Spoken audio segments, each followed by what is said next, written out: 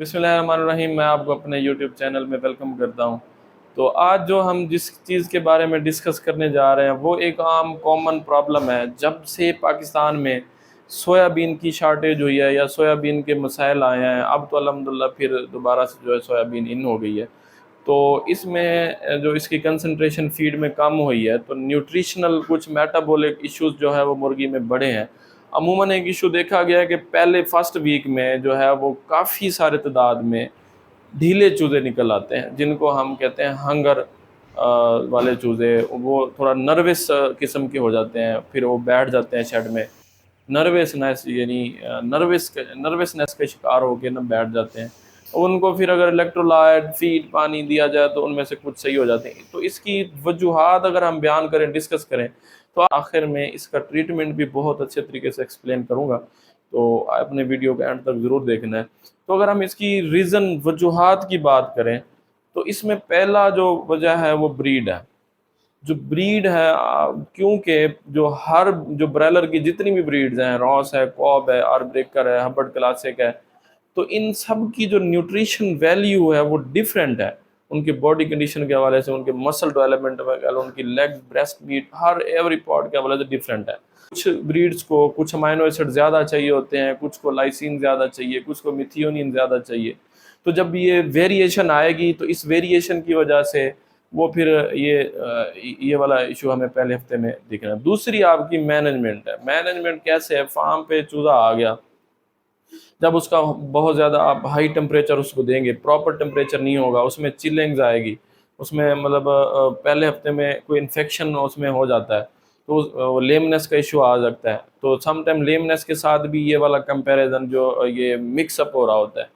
तो तीसरी जो मेन रीज़न है वो भी मैनेजमेंटल है। जब हम फीड चलाते हैं, उसको फीड पे ले आते हैं, तो बर्ड चूँकि वो मैनुअल जो फीड प्लेट्स हैं या मैनुअल जो हम उसको फीडिंग करते हैं, जो उसके यूटेंसिल्स बर्तन हैं, उन पे वो आदी होता है।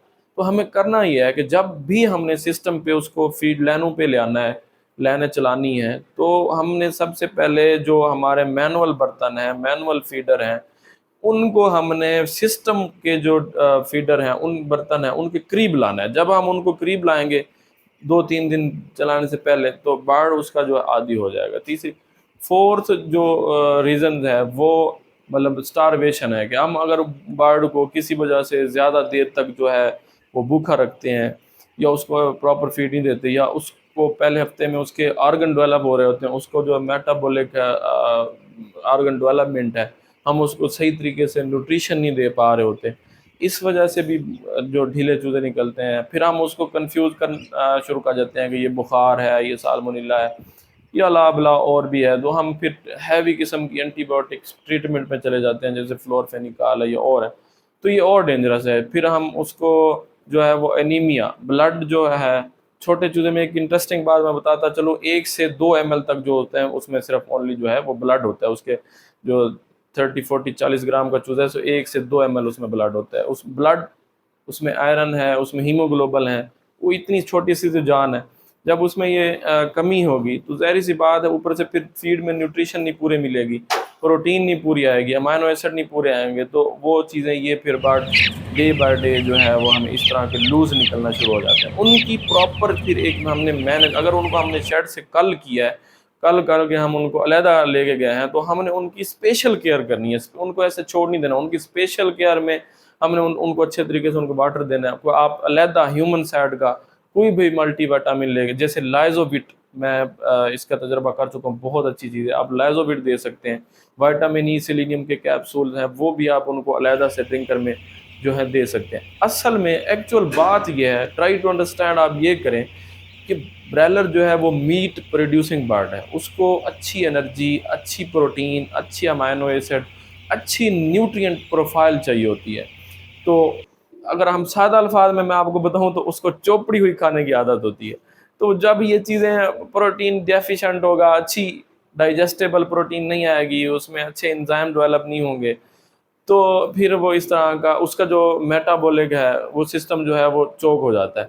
अच्छा, बाज़ दफ़ा ये होता है कि कुछ को फीड डालते हैं वो सही हो जाते हैं, लेकिन कुछ को जब हम फीड नहीं डालते وہ ان میں فیڈ پڑی بھی ہو، فیڈ بھی ہوتی ہے، اس کے باوجود وہ صحیح نہیں رہے ہوتے. تو اب ریئلائز کریں ان میں کیا مسئلہ ہے. ان کو آپ ایک دو کو سلاٹر کر کے دیکھیں، پھر دیکھیں یا مورٹیلٹی آپ چیک کر لیں، تو آپ کو واضح طور پہ دو اس کے آرگن ہیں، نمبر 1 لیور اینڈ نمبر 2 جو ہے اس کا کڈنی، جو یہ آپ کو کمپرومائز ملیں گے، یہ صحیح نہیں ورک. آپ کو نیفرائٹس، ٹپیکل نیفرائٹس ملے گی. آپ کا جو اس کا جو لیور ہے یا تو وہ سوالن ہوگا یا وہ مطلب بڑھا ہوا ہوگا، ہیپاٹائٹس ہوگی اس میں، کیونکہ یہ دو مین میٹابولک آرگن ہے. جب ان میں جو وہ ہم نے اس کو فیڈ آفر کی ہے پہلے ہفتے میں، وہ کسی چیز کی ڈیفیشینٹ تھی، تو ان کی جو ایبلٹی ہے ان کو ڈائجسٹ کرنے کی، تو وہ ختم ہو جاتی ہے. جب وہ ختم ہوگی تو ہم نے اس کو سپلیمنٹیشن کرنی ہے، ہم نے اس کو علیحدہ سے اس کو دینی ہے، کیئر کرنی ہے، تب ہی وہ جو ہے وہ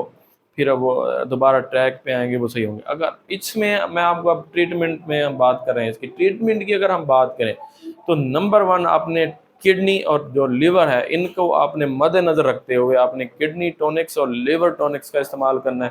اسپیشلی اگر میں بات کروں تو آپ نے وائٹامن بی کمپلیکسز اس کو لازمی دینے ہیں، اس کا میٹابولزم جو ہے بوسٹ کرنے کے لیے، اس کا سپیڈ اپ کرنے کے لیے، اس کو فاسٹ کرنے کے لیے آپ نے اسینشیل امائنو ایسڈ، جی بالکل میں بات کر رہا ہوں امائنو ایسڈ کی، آپ نے کسی ویل نون اچھی کمپنی کا اسینشیل امائنو ایسڈ جس میں لائسین، میتھیونین، ٹرپٹوفین، یہ جو امائنو ایسڈز ہیں، اسپارٹک ایسڈ ہے، یہ آپ نے اس کو پرووائڈ کرنے ہیں.